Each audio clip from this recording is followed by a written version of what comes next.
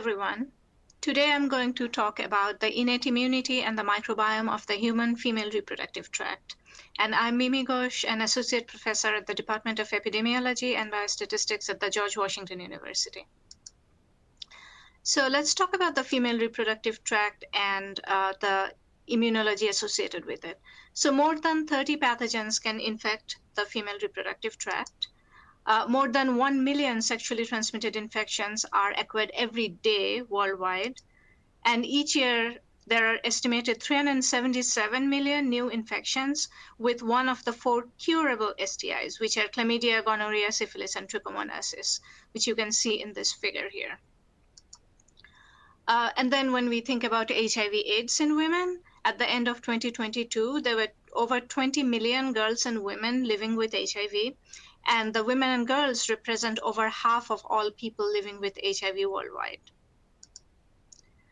So the impact of sexually transmitted infections are multifactorial. So STIs can impact sexual and reproductive health through stigmatization, infertility, cancer, pregnancy complications, and increased risk of HIV. Some examples are mother-to-child transmission of STIs can result in stillbirth, neonatal deaths, congenital deformities, etc. And human papillomavirus and hepatitis B virus, for example, these can cause death from cancers. And then chlamydia and gonorrhea are major causes of pelvic inflammatory disease in women, which causes infertility. So with all these STIs going on, how exactly does the body protect itself? There are multiple levels of natural immune defenses in the human female reproductive tract, and I'm going to talk to you about some of these today. So below is a schematic of the human female reproductive tract. Down here is the vagina and the cervix, which we call the lower female reproductive tract, and then you have uterus, fallopian tube, and ovary, which are the upper reproductive tract. So the female reproductive tract needs a very unique balance to function because it has to protect against pathogens, but it also has to support successful reproduction.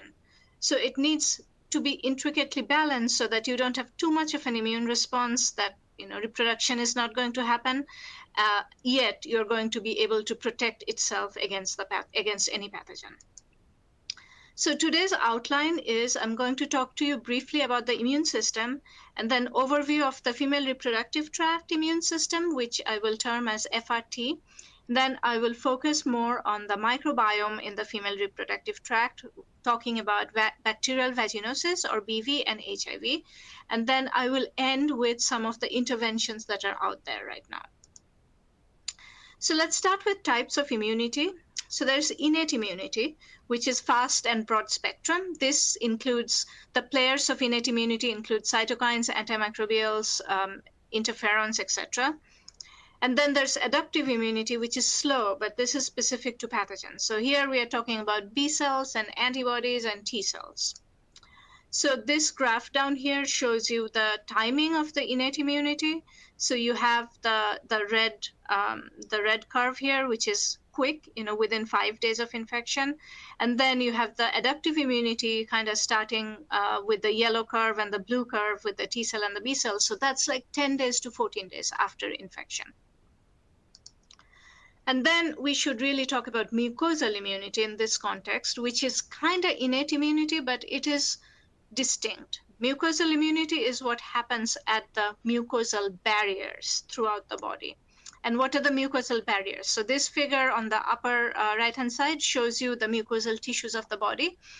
We will mostly talk about the vaginal tissue today, but as you can see, there's respiratory mucosa, gut mucosa, mammary gland mucosa, oral mucosa, so there's all kinds of mucosal tissues.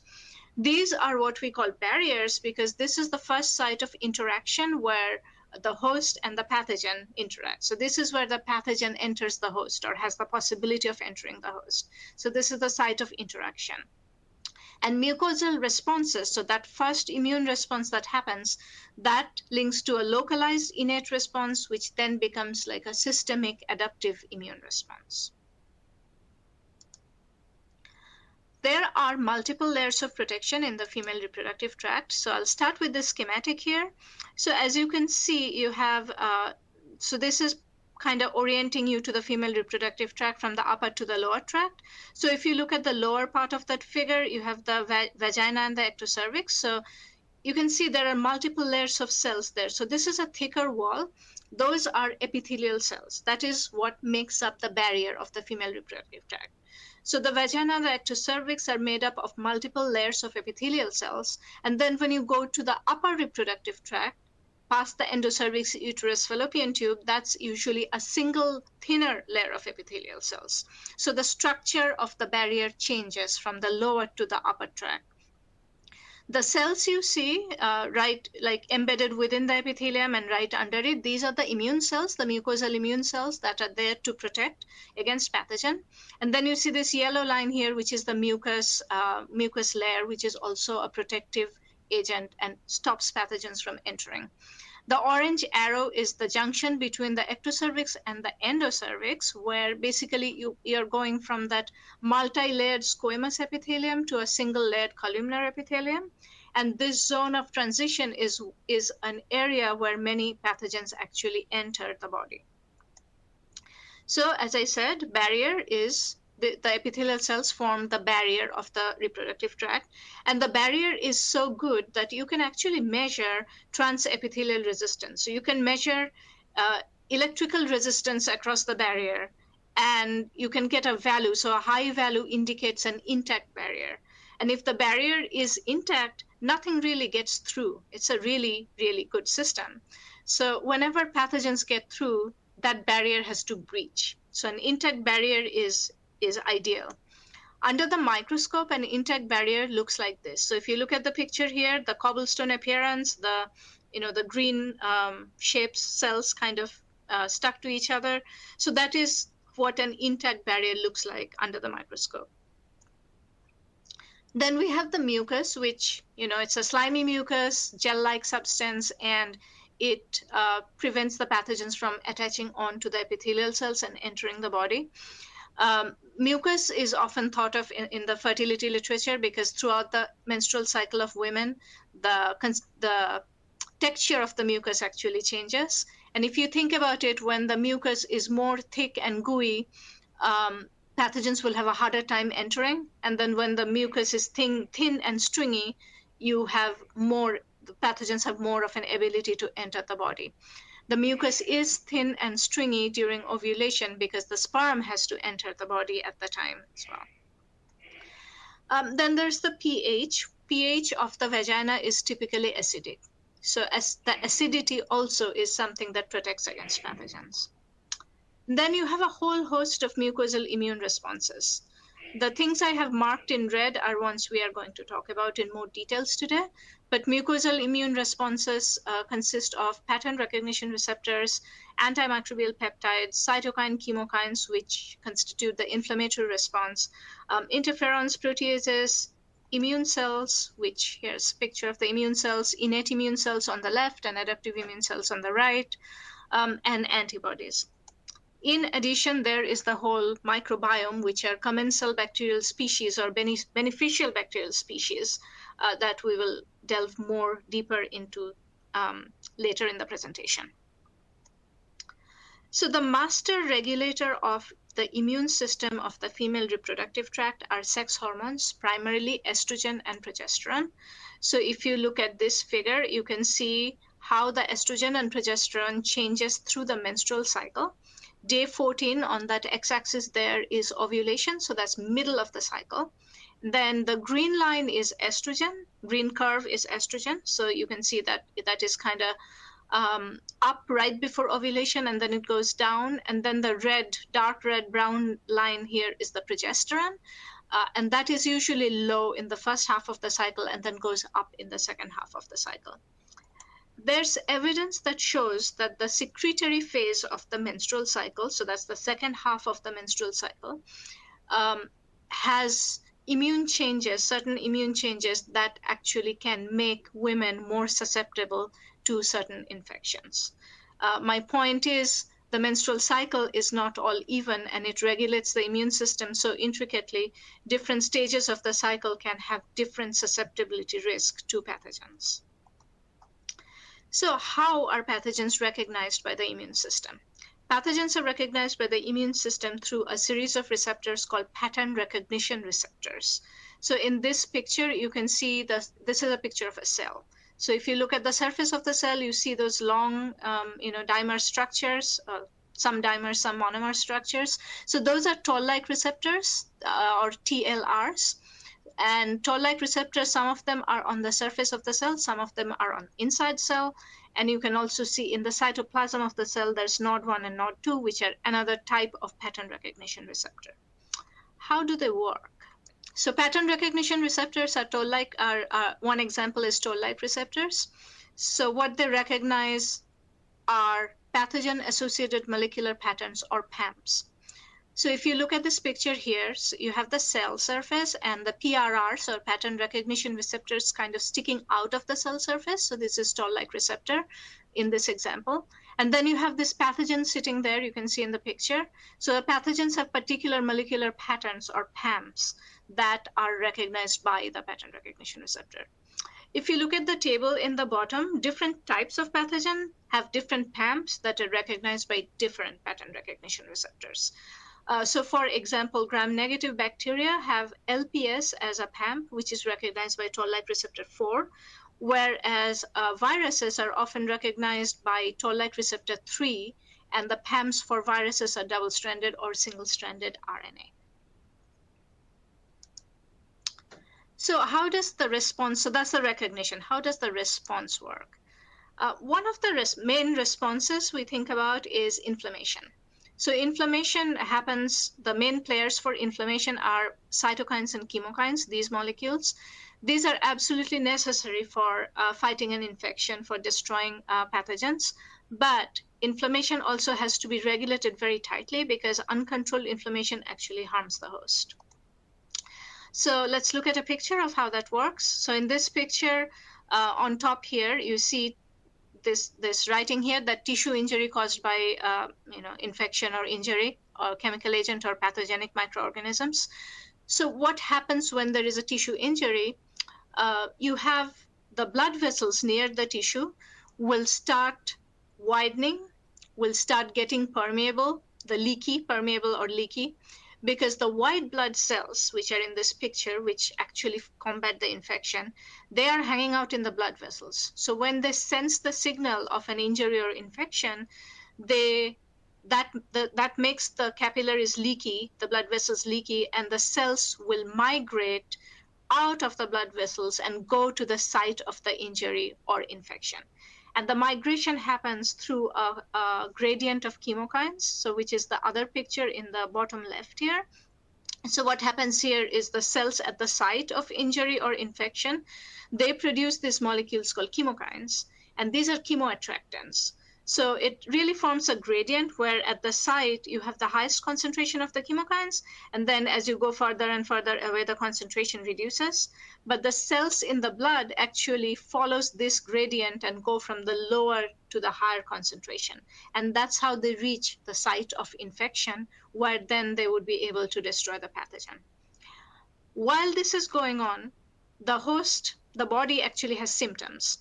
So you have heat, redness, tenderness, swelling, pain. So this systemic induction of inflammatory cytokines and chemokines, this is actually what is clinically fever.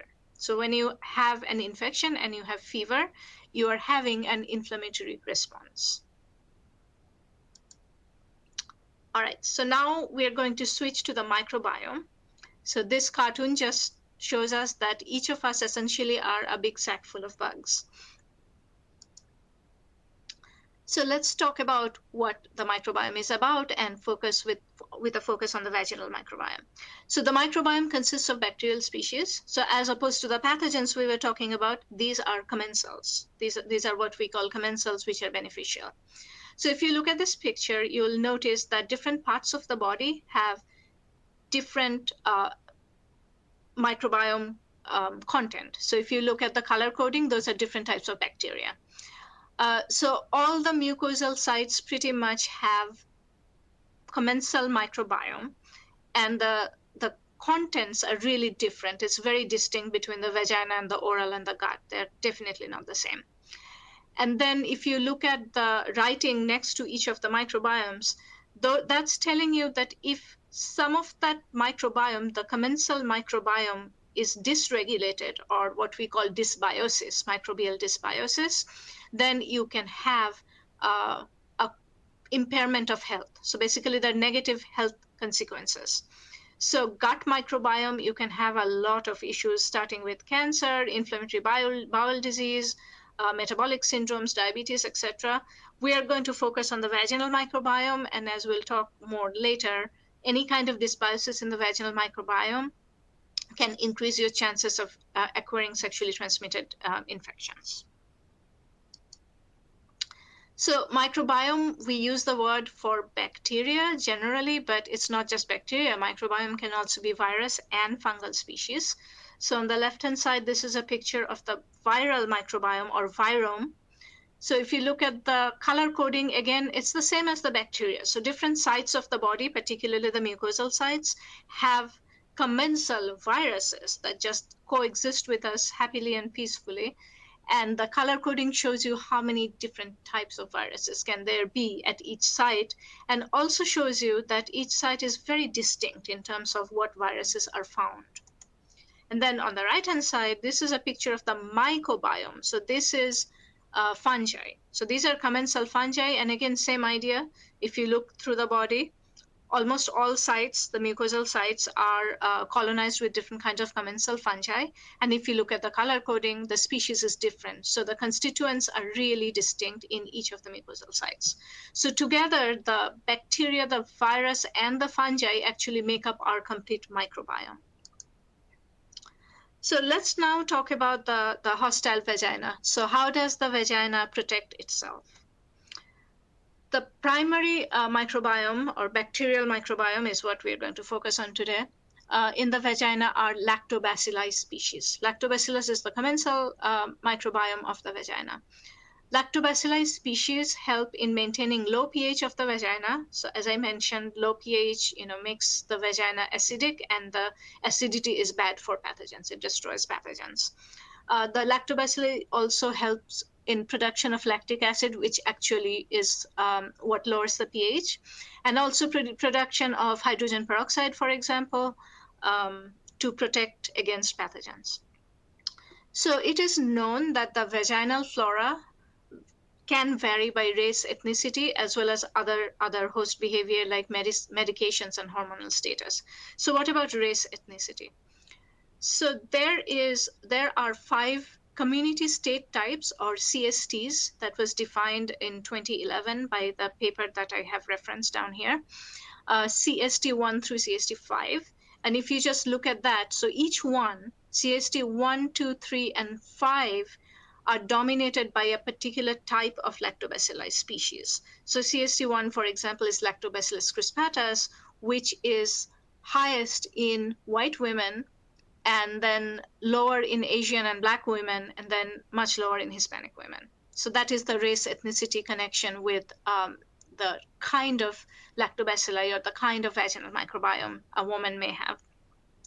So 1, 2, 3, and 5 are all dominated by lactobacilli species, whereas CST4 is a diversity group. So that is actually more like bacterial vaginosis, which we are going to talk about soon. So that is not lactobacillus predominant.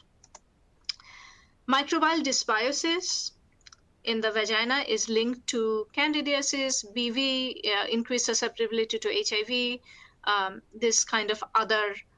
It makes you more susceptible to other infections. The microbiome in the vagina changes through the life cycle of a woman. So if you look at the left-hand box here, that's pre-puberty. So in pre-puberty, the vaginal epithelium is pretty thin. There's a thin layer of mucus. Estrogen levels are low because this is before menstruation starts. Glycogen levels are low. Low lactobacilli species. High diversity, high microbial diversity, which basically means low lactobacillus species, and then high vaginal pH. So it's not acidic at this point. Then if you look at the middle point here, so after puberty, everything really changes. Basically, estrogen kicks in. So when estrogen kicks in, the vaginal epithelium thickens. So it builds up multiple layers, as you can see in that picture. And there's also a lot of glycogen produced at this time. The glycogen helps the lactobacilli species grow because it metabolizes the glycogen, and one of the products it produces is lactic acid, which helps with the acidity of the vagina.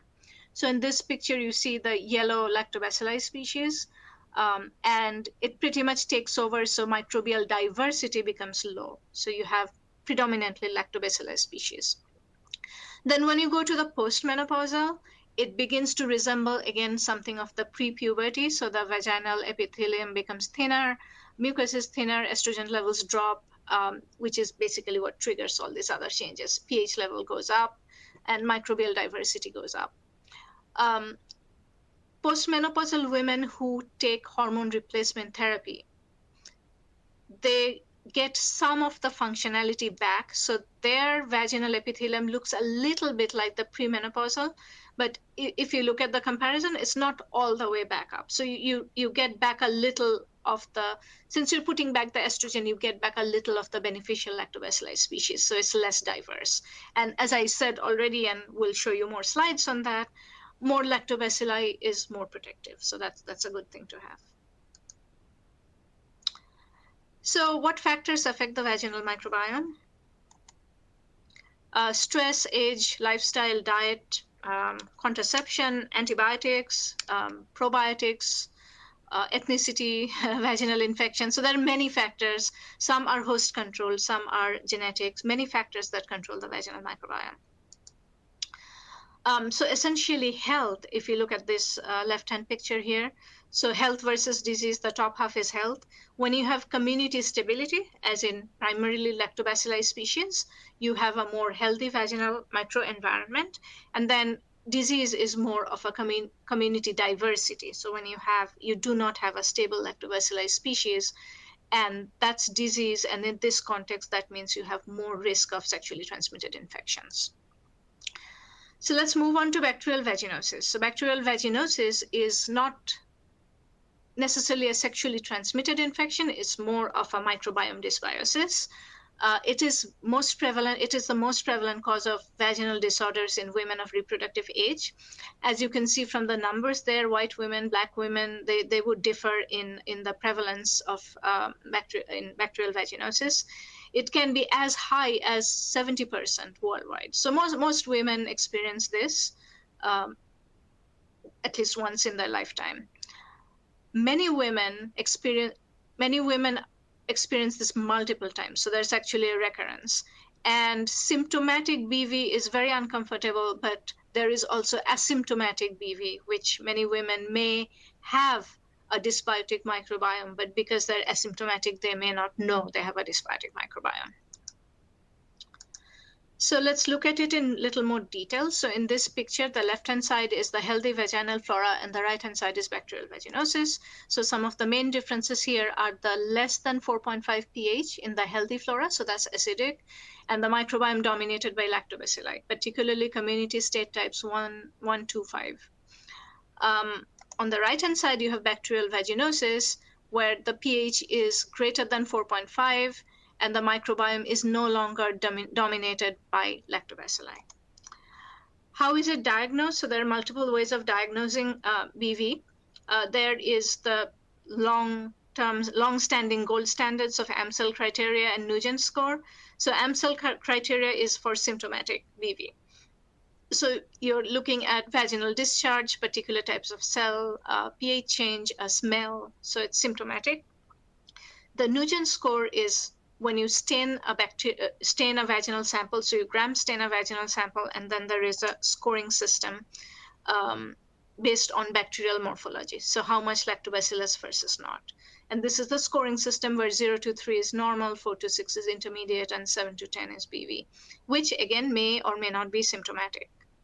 And then finally, more often used now is nucleic acid amplification test, or NATs, which are molecular. So these are non-culture based. So this is not taking into account anything about symptoms. So this is just looking at the molecular signature of which bacteria are present in the vagina. So how do BV increase HIV and STI risk? So if you look at the left-hand picture, you see a picture of the vaginal epithelium. lactobacilli dominated microflora. So these lactobacilli, which will produce bacteriocins, H2O2, hydrogen peroxide, lactic acid, etc., this will inhibit viral and bacterial pathogens. If you look at the bottom part of the picture, it also tells you another very important point. All lactobacilli species are not the same in terms of how much protection they provide. So Lactobacillus crispatus is highest in terms of the good bacteria, how much protection it provides, and Lactobacillus iners is the lowest. If you look at the right-hand side image, so this is what happens in BV. You have low lactobacilli abundance, so you don't get that production of lactic acid and hydrogen peroxide and bacteriocins. So basically, you lose the acidity of the vagina, and that enables a lot of pathogens to enter. You also have an overgrowth of facultative anaerobes. So if the lactobacillus species is covering up the epithelium, it also stops other pathogens from binding and entering, or other commensal species to grow out. For example, fungi, candida, candidiasis, or yeast infection. So sometimes if you lose your lactobacillus, you could also have other species that are present there already to simply overgrow, and then you have other kind of symptoms from that. Typically in the BV, you will have increased abundance of a whole host of bacterial species, which are listed in the bottom of the right-hand figure there. Epidemiologically, these risks have actually been confirmed that vaginal dysbiosis increases STI risk.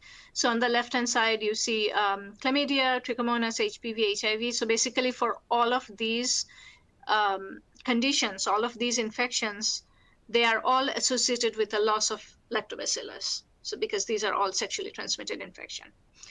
And what is another important thing to remember is it's not just the symptomatic bacterial vaginosis that increases the risk of STI. Asymptomatic BV can also increase the risk of STI. All right, so next few slides, I'm just going to focus down on HIV. So female reproductive tract immunity and HIV in women are disproportionately affected by HIV. And factors that impact biological risks of HIV in women include immunology of the female reproductive tract, and I'm only going to talk about the microbiome today. And this is all important because globally for women, HIV is primarily a sexually transmitted infection. But there's also impact of hormones through each stage of a woman's life cycle, and then there are additional risks in vulnerable populations as well. All right, so what do we know about microbiome dysregulation and HIV susceptibility? So this is an older paper analysis, but it basically shows relative risk estimates of incident HIV infection by BV status. So basically, all of them confirm that if you have bacterial vaginosis, you have a high risk of HIV acquisition. So show you some pictures on that. So in this picture here, you see the red and the orange parts of the image. Those are lactobacilli dominant. And then when you see the upper part of the image, which is like multicolored, that is polymicrobial, so not lactobacillus dominant.